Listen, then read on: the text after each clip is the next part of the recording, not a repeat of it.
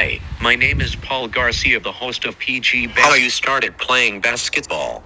Sa ano, siguro, mga gusto ko at sa kuya ko, lagi nila ako dinadala para maglaro sila ng basketball dun sa amin na pag halftime, dun ako lagi na tira-tira. Doon ako na, nahilig maglaro ng basketball dahil nakakita ko sila. How's your basketball life in high school?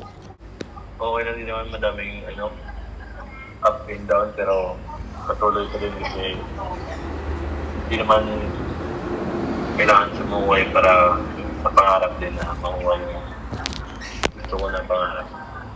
How's experience playing in NBTC? Malaking bagay yung BTC para sa akin. Yung sponsor na binibigyan nila ng BTC para sa mga kabataan na katulad ko. Doon ko na yung confidence ko at doon ko na boost yung kumpiyansa ko every game at naradala ko yun hanggang sa akin.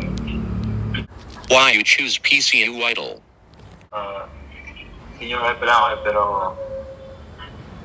thankful ako sa PCU na binigyan nila ako ng palitan ng opportunity para makalaro at pinapalaro nila ako sa college at pinapakita din na kaya ko mag-compete.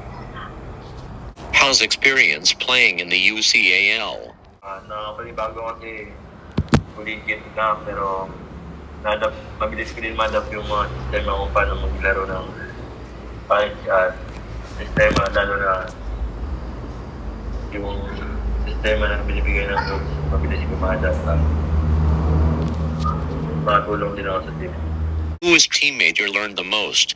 Siguro yung mga seniors ko, ayun, sila yung gumagabay sa akin paano maglaro.